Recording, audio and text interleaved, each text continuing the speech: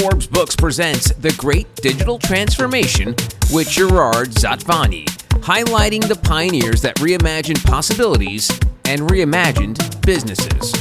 Today, we are delving into the world of luxury jewelry and the impact of digital transformation. Gerry is over in Ireland with Edith Foley, Director of Digital, and Barbara Wills, Global Head of Product and Experience Design at the Anthony Nicholas Group, the parent company of two globally acclaimed jewelry brands, Fraser Hart and Fields the Jeweler. With over 80 years of experience in the industry, this trusted brand has embraced the changing landscape of retail, omnichannel, and customer service experience through innovative technologies such as AR and VR. Hello, Gerry. Top of the morning to you. Greetings from Dublin. Just so you know, Gerry, St. Patrick's Day is not till March. You got there a little early. What brings you to Dublin? Some good Guinness. I had some really good Guinness last evening with these two ladies, and we've talked a lot of interesting topics, a lot about innovation and customer experience and AR and AI, and very, very interesting. Yeah, and we are joined by Edith Foley and Barbara Willis from Anthony Nicholas Group. Edith, welcome to the podcast. Hi, good to see you. And Barbara, thank you again for joining us. Thanks for having us. Really exciting to be here. All right, Edith, let's start with you. And so we have a bit of context as to what the Anthony Nicholas Group is. So I understand you're a jewelry retailer that's comprised of two different brands, but if you could break down the company and how you became connected with Gerry. Yeah, so the Anthony Nicholas Group, as you said, we run two different brands. We have the Fields Jewelry brand here in Ireland and also the Fraser Hart Jewelry brand, which is over in the UK. We have about 14 stores here in Ireland and 27 stores in the UK. We operate in the jewelry sector, as well as luxury jewelry. We also sell watches and luxury watches. The main difference between Fields and Fraser Hart would be the products that we range. So we'd have slightly more of the luxury watch brands within the Fraser Hart sector, so the likes of Omega, Tag and Tudor and such. But other than that, our proposition across the two brands are the same in that we feel that our customers and everyone that we work with should feel special, and that's the experience that we try to deliver to our customers. And Barbara, talk to me about jewelry retail in the e-commerce world. We've discussed e-commerce a bunch on this podcast, but I think you're the first jeweler we've had. So let's get into a little bit of the relationship between jewelers and the internet. Did the industry as a whole, and this is kind of anecdotal, did they embrace e-com early on? Talk to me about like that the connection between those two.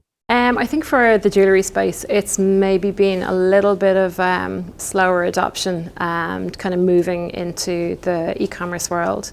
I think probably what we've seen over the last couple of years as a result of COVID is obviously for a lot of business acceleration, be that either starting to sell online or else looking at maybe what a business roadmap looked like longer term and actually what needed to kind of come forward. So I think what we've seen in that space over the last kind of 24 months has been quite innovative and interesting how we've sort of had to kind of pivot and change and I suppose be that little bit more kind of agile and adaptive to meeting the customer demands in a slightly different way. I mean, jewellery as a category can be quite, in the bridal space especially, and kind of that gifting space it can be quite an emotive purchase. So it was really, and for us now, it's really about how can we create those connected experiences where our store teams have and do it with such conviction and commitment in the brick and mortar of our environment. For us now, it's the challenge of how we can kind of bring that personal touch into an area in the luxury space and in the watch space and the Fraser Hart side, and then also in the kind of the diamond and the bridal space then for Fields then in particular as well. So we're seeing a lot of change. I think pace of change is quite significant, and we're seeing that I think across the sector as a whole is that people now are more willing to kind of embrace that different type of experience online. We were joking around just earlier that there aren't enough reasons to buy jewelry. I was giving them some tips about how we can make like a renewal of vows every 2-3 years kind of a thing, They can especially bring in my wife into this setup, and we can definitely raise their sales numbers moving forward. But yeah, many very innovative conversations. Especially, I really love the way, Edith, you were discussing about looking at data and dashboards and looking into how you can empower a little bit more the stores around the customers. Can you elaborate a little bit on this? Yeah, so I think that the past 2 years has been really making sure that we have the foundations in place from a digital point of view, which is why we went through a whole project to re-platform, and we did that with OSF and moving over to the Salesforce cloud. What we're working on at the moment is a way of bringing that into the data space. So we have a lot of data within the business and across the different channels. We want to really bring that together and have one view of a customer and deliver that data in a way that's really useful for the sales associates in store, for the different teams that might use it. You've got your head office teams, you've got the marketing teams, you've got the buying teams, and making that data accessible, meaningful, and useful, I think will really accelerate what everybody does day to day. And then I think even beyond that, there's more we can do. Once we have the data, it's about how do we use it to predict what's going to happen next? What are our customers going to do next that they don't even know themselves? That we can then go and prompt them to say, you're coming up to 1 year. Did you know here's some milestone anniversary presents that you might like? Those sorts of hints and prompts that we can use, just using the data that we have. And one of the things Gerry's very passionate about is the post-sale experience. And when I talk to a lot of folks in e-commerce or retail, they talk about this, Gerry's already smiling, the post-sale experience that sometimes it's very transactional. It's like, here's my product, you buy it, bye-bye. But there's more to it than that. So talk to me about that post-sale experience. How important is that for you at Anthony Nicholas right now?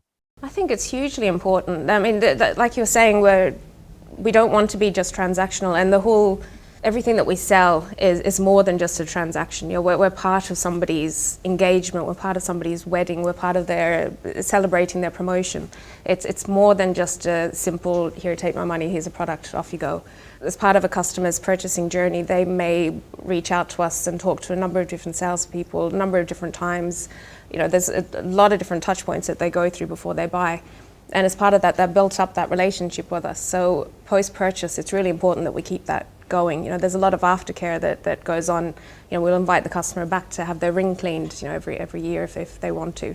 If you bought a watch from us, you've still got your warranty period. You can come in if there's a scratch or you want something fixed. All of those pieces, again, allow us to build up the relationship with the customer. So when they're ready to buy their anniversary present or they're ready to buy their next watch, that we're the first place that they think of. And so that's why it's really important for us to kind of keep the whole relationship beyond just a transaction.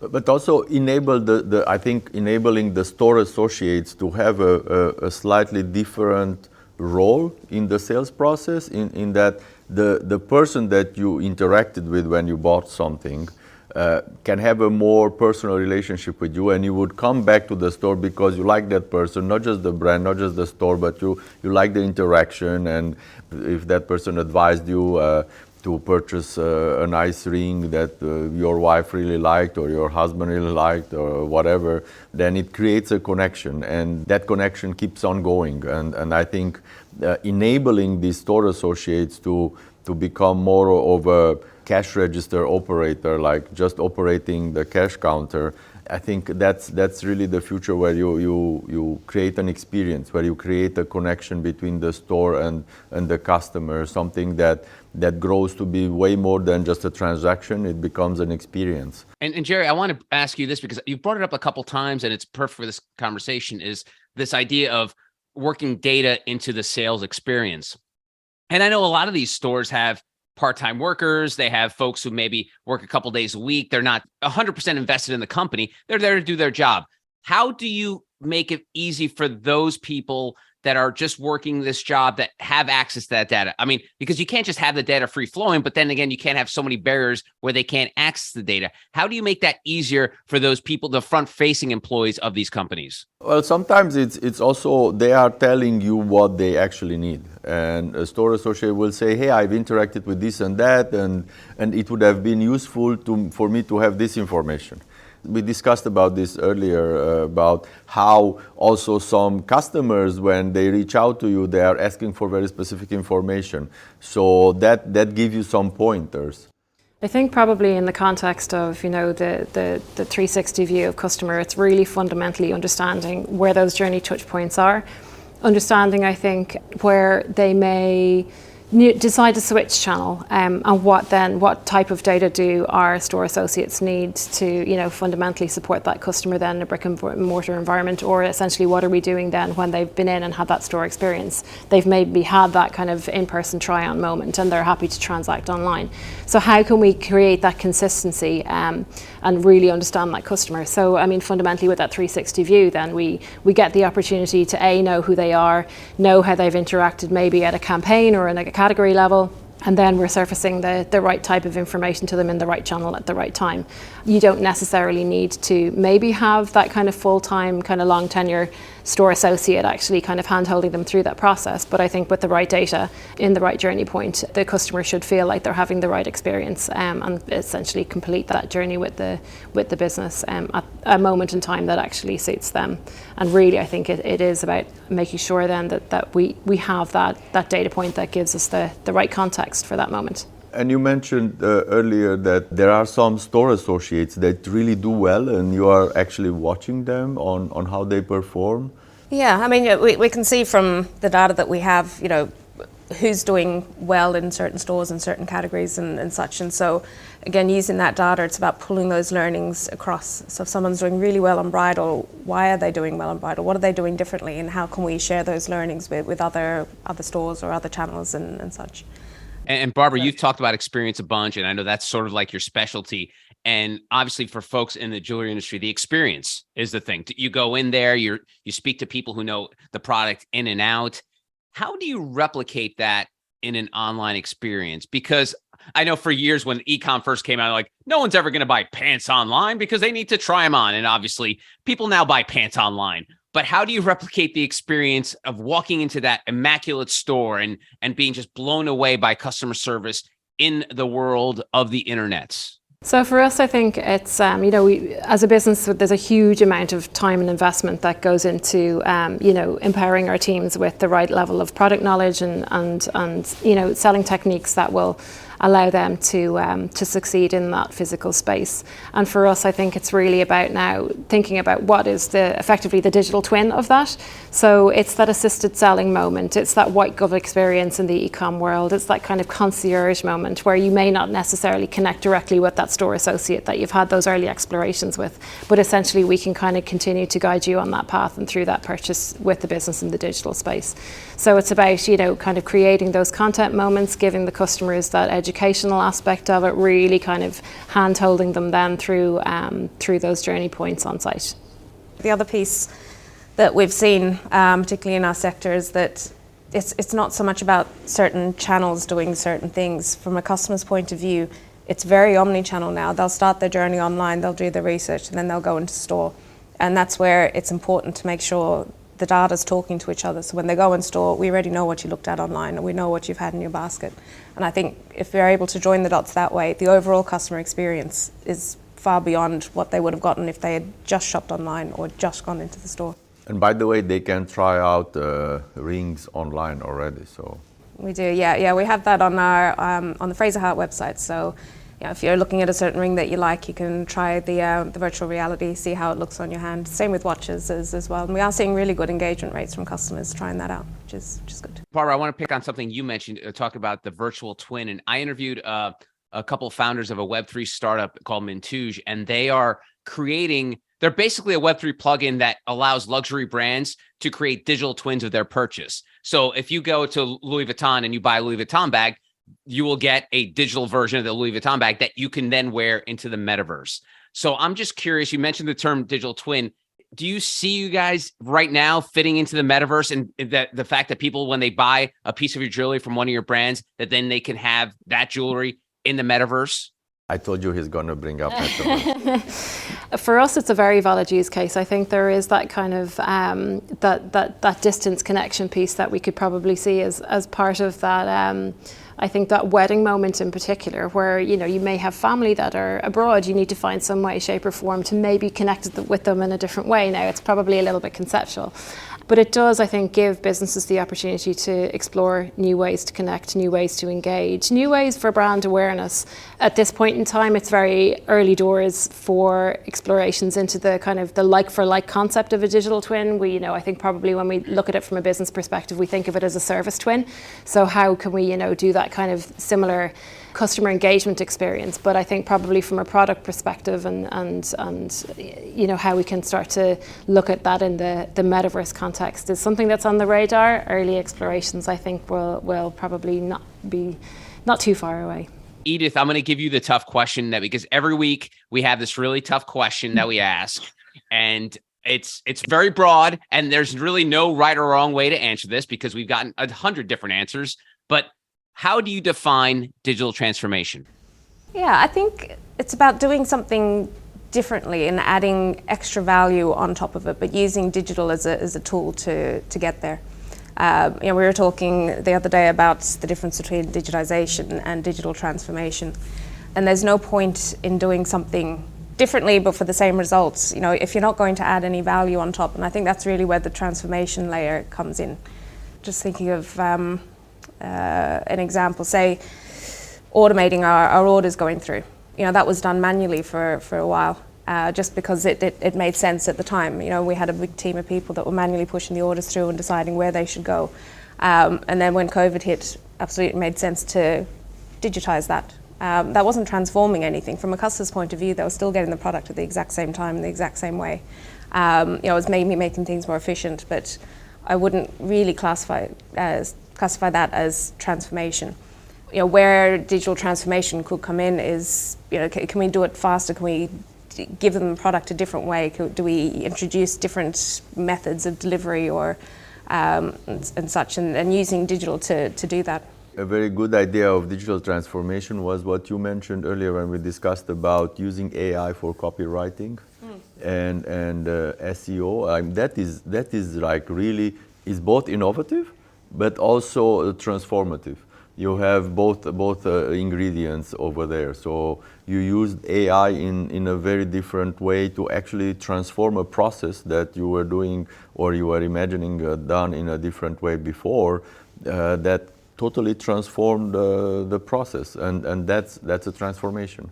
Yeah, which is true. So we've been trying out all the new AI tools that are available at the moment, and we're already seeing really valid business use and business cases for them. So, for example, creating an SEO optimized page, to do it properly for us before would have taken, a few weeks or up to a month, because you've got the keyword research, you've got the copywriting, you've got the editing, you have to build the page on top of that as well.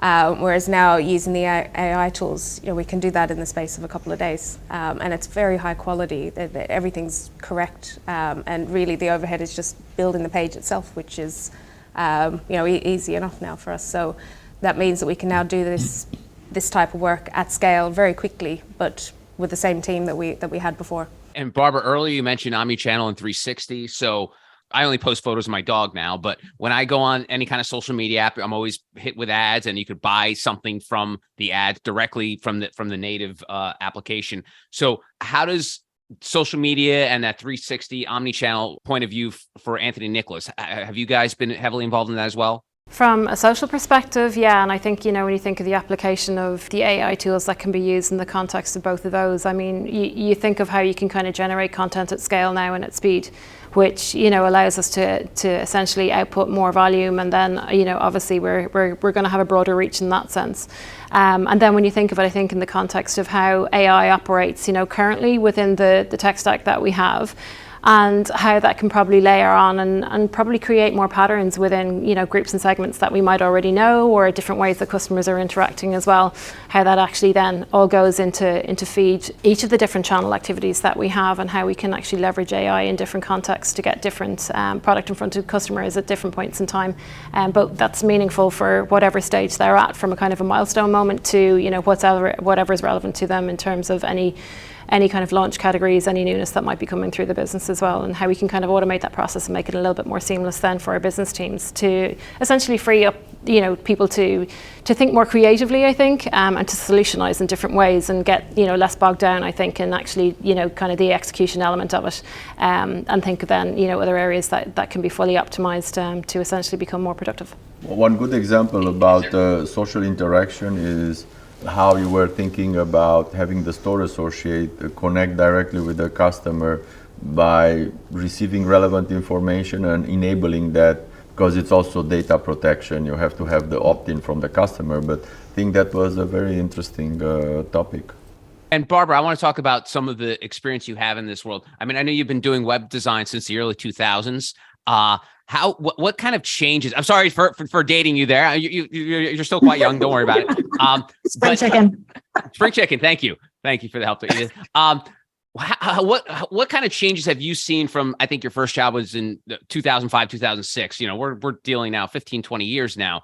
How much has changed in your world in terms of just the ease of pulling off a digital transformation? Because I can't imagine being able to do what you guys are doing now in 2006. So talk to me about the speed in which technology is caught up to your industry and the customers. Well, I mean, I think the pace of change at this point in time is phenomenal. I think probably more so in the last kind of 3 to 5 years, where we've seen a lot of process transformation for business teams and different work streams that we'd have. I mean, kind of rolling back to, you know, some of the earlier dates, prehistoric dates there that you mentioned, Joe. We're probably looking more around skills mixes that would have dictated, you know, higher kind of a code skills mix, you know, different elements like that, where you're a lot more dependent and a lot more niche on certain types of resources and certain types of people within your business to output and generate content, you know, for a majority of, you know, well, I suppose in some ways a more limited range of channels. Obviously, there's been an explosion in terms of apps and social channels that we've had over the last 15, 20 years as well. But in terms of the technology itself, obviously now we have, in the different technology stacks, you've almost got everything under one umbrella. You know, you look at the likes of kind of Salesforce as a platform and a partner. We've obviously got the in-house AI tools. We've obviously got everything from a content generation perspective, everything that's, I think, probably putting and empowering teams that might be less technical fundamentally. So, you know, again, as I said, they're thinking in different ways. They're thinking to, you know, more trade-based pieces. They're thinking to more kind of, you know, business performance optimization. Obviously, customers at the heart of everything that we do. So, what's the end result, and what is that fundamental experience, you know, change for customers? But when you think of it in terms of the toolkits now that we have to do that, you know, you think of the likes of headless CMS and how that kind of transform pieces, and you think about, you know, anything from a CRO perspective and the toolkit that can be layered on top as well to test and try with different customer groups and segments. There's just a multitude now, I think, of ways to kind of optimize business performance in ways that, you know, we probably in some ways that were never imaginable in the, you know, kind of 10 plus years ago. And we were discussing about the speed of ideation, like how fast you can talk about ideas and create new things. It's just something that changed a lot. Yeah, and I think there's almost an expectation from the customers, but also from a business point of view, that if you have an idea and you want to test it and you want to try it, we want it done yesterday. We don't want to wait for another 3-month roadmap, project map, all that sort of stuff. And, you know, I think that pressure coming from both sides is almost forcing this industry to go even faster and faster and faster, and which is great. It allows for this idea of testing, learning, failing, trying again. And I think this is where AI comes in, is to enable us, to augment us, to enable us to do faster, more interesting things, and approach projects that probably before we wouldn't have approached. Yeah, definitely kind of looking at them from a slightly different angle as well, where, you know, you come at them with a set of, I think, customer challenges and business challenges that you're solving for, less kind of execution-based motivations, and how we kind of tackle a lot of the pieces now. And Edith, what you've seen in your experience from sort of connecting the sales piece to the content piece, because now people just don't want to be sold. You have to almost tell a story. You've got to almost create content from your product. Talk to me about the intersect of that, of the idea of making content out of your product that then is able to sell to people without being like, hey, here's a product, buy it. Yeah, again, given the products that we sell, it's very difficult to expect somebody to buy a 6K watch or a $6,000 engagement ring based off a couple of lines of text and one image. You know, that nobody will do that. They want to see the product. If they can't get into store, they want to see it from all angles. They want to see how it looks on a hand. They want more than just 2 lines of text about it. They want to know what sort of gemstone is in the ring, what metal is in the ring, how do I take care of it? They're the sorts of content that a customer will expect to see on a PDP. And even beyond the PDP, you know, that we know that our customer will start their research most likely from social media, and that's where they get the inspiration. So we need to be selling and creating our content at that point before they even make it onto the website. But again, having that content joined up, so what they're seeing on social is the same thing they're going to see on the website, and the same thing they'll see in a reminder email down the line, just reinforcing the same points again. And you mentioned earlier, Edith, AR and VR, big part of selling. Like you just mentioned, the fact that you could see it on your hand and such. Where else can you go with that technology? Are we seeing limitations in terms of like, okay, we can just show the watch on someone's hand or a ring on a finger? Is there anything else that could be explored with that kind of tech? I think so, yeah. I mean, the biggest limitation for us at the moment is, you know, it's easy to do it for a ring, it's easy to do it for a watch. A little bit difficult to do it on a necklace or earrings and such, because you need dimensions, you need a few other pieces in. So, you know, I'm sure it'll get to the point where you don't need those pieces anymore. But I think beyond just a static image of how the ring looks on your hand, you know, the customer will want to see, how does it look if I move? How does it look in different lights? And I want to share it with somebody. You know, I want to share it with my friend to get their opinion before I click to buy. Yeah, I think there's still more to go. Probably the biggest challenge with the technology and innovation in general is to actually make people adopt it. And how do you drive this innovation? How do you drive this idea?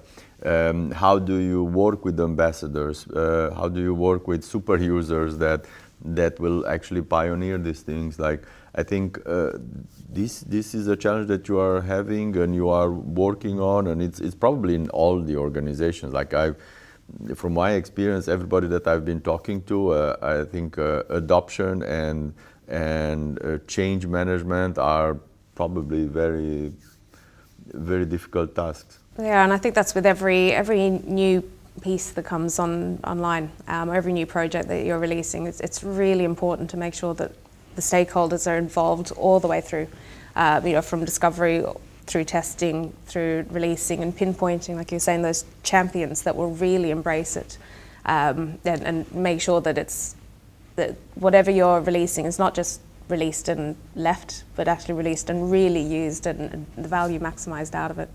And that's the same from if you're introducing a really big project or just a slightly different way of working. Like, you know, we're going to take appointments virtually now as opposed to, you know, a customer calling or walking in. And we started this conversation talking about the fact that the jewelry industry was a little slow to adapt to e-com, and we've seen the strides they made in it. But Barbara, the idea of making a big purchase online for a lot of people is still difficult. Is that still a hurdle that you guys need to deal with? Like, oh my God, do I have to worry about porch pirates? I mean, are we gotten to the point where people they don't mind clicking buy, send, and dealio, or is that friction pretty much gone now? I think there's, you know, at times, depending on the customer, depending on I suppose the level of investment, there can still be a little bit of friction. But I think it's about having that kind of joined up experience where they either have the right amount of information online, the right type of selling experience and buying experience online that kind of alleviates that pressure point, or else they have access to somebody, you know, from either a virtual setting or at the end of a phone who can support them in that journey if they're not within a kind of the reach of a store as well. But I think we also have customers who, you know, you look at the watch space in particular, and they're collector's items. They're people who are very engaged in terms of, you know, having access to a brand that they love at the same time. as the collection within that brand, and how we actually then connect with them in different and meaningful ways for them to know that they have access to, you know, a latest release or a limited edition through, you know, the store contact that we have, through that virtual selling channel, through that kind of outreach piece, you know, via SMS or via your email piece, and then, you know, transacting online. So I think that once we've actually kind of established then that relationship with a customer, that friction, I think, you know, we become a trusted partner for them, and that friction essentially, you know, goes away. And you mentioned the watch space, but I came to discover that there's like this big underground subculture of watch fans who like buy like these vintage watches online, and there's like YouTube shows. It's crazy. So, and my question to you, Edith, is you're tech people. You guys know tech. You know how to sell online. How much of a sort of a learning curve was it for you to become, quote unquote, an expert in jewelry and knowing the ins and outs of it? Because the two brands you work with deal in all different things. You've got watches, you've got you know, earrings, rings. There's a lot to know. How much of that did you have to pick up on and become an expert, or at least be, you know enough to be dangerous to be able to work in the field that you're in now? I suppose I had a little bit of an advantage in that I absolutely love jewellery, and that was the reason why I wanted to work in this space. So that was definitely a help. But there was a big learning curve, you know, really getting to know the products and getting to know the watches and the different collections and such. So I think, again, that's where having a really good team in place helps. So we work very cross collaboratively with you know, the buying departments, and, you know, we talk to store and retail and such. You know, we'll do the training as well if there's training available for certain watches. But the other piece which is really useful is data. So, you know, just really digging into not only the sales but the user behaviour. You know, what's popular, what are people searching for, why are they searching for it, what keywords are they searching for. You know, all of those pieces will help us form a better idea of what's selling and why, and then we can pull that all together and then resurface that back out. You know, have a popular searches or popular this week sort of piece. And to do that, you don't really need to know the product inside out. It helps, but, you know, you can do that. You can apply that same learning to any industry. And you mentioned, I asked you the digital transformation question earlier, and you did a great job with that, gold star. But I'm curious, is it easier now to sell the idea of digital transformation to senior leaders than it was, say, 5-10 years ago? Are you able to be like, okay, cool, we need to do this, and then senior leaders like, okay, we understand. You've given us the PowerPoint presentation. You've given us the data. Is digital transformation an easy sell today? It is, yeah. I think as long as it's less about just digital transformation for the sake of it, it all has to be brought back to the customer. You know, we want to change this process, or we want to introduce this project or this new system because it's going to help our customer in this way, or because this is what the customer wants. And I think as long as it all comes down to that, then it is a much easier sell than it was before. And, you know, the senior leaders they're very on top of these sorts of pieces. They'll be looking at what other people are doing or what's out there, and, you know, picking up on all these new innovations and coming back with oh, why don't we do this, or what about this? And again, that's where the other pressure is coming from. You know, that's a great idea. How do we do it faster, or how can we test it and see if it works or not? You know, like the way you have AD and BC in calendar years and everything, I think you have in digital transformation, you have BP and AP, BP being before the pandemic and AP being after the pandemic. It's that kind of, that really marks the eras, like what you had, and a certain understanding and about the need of having digital transformation, need of having digital in really supporting your business and transforming your business. And then after the pandemic, where everything like really shifted, and you don't really need to explain why and how. And today, I think it's way more about really bringing it into your field, really making a use case for your particular business, instead of talking in general why you would need to do this. Yeah, I think it's definitely in the context of you know, what feels right for, you know, our business at that right moment in time. You know, in some cases we may not be reinventing the wheel, but it's actually going to be so massively transformational and more productive to operate in a slightly different way, that, you know, we will actually then, you know, succeed and be freed up to succeed in new ways as well. And Gerry knows how much I love to talk about the pandemic, but let me ask, how did you see sales, without giving company secrets, but did you see more people more likely to buy jewelry, BP or A, I forgot what you were using there, your acronyms there, but after the pandemic, Barbara, were you able to see more people likely to buy a piece of jewelry than they were pre-pandemic? Yeah, definitely. I think people have more widely adopted. I think, checking out in that digital and in that virtual way. I think that there has been kind of a craving for that human connection in some ways as well, which I think, people are enjoying that kind of brick and mortar moment as well. But definitely, I think that people have embraced it in new ways. But then again, like Edith was saying, expectations change. So you need to be there at the forefront of pacing and meeting those expectations in new and novel ways. Some topics before the pandemic were considered innovation and now are considered bread and butter. Yeah. Just having, a very fast website with a checkout that works, that's an absolute just foundation. You have to have that. But surprisingly, before the pandemic, there were a lot of websites that didn't have that. It would have just been browsing only, or the bare minimum. Whereas now it's just a pure expectation. You have to have that. It's amazing what are the expectations now after the pandemic.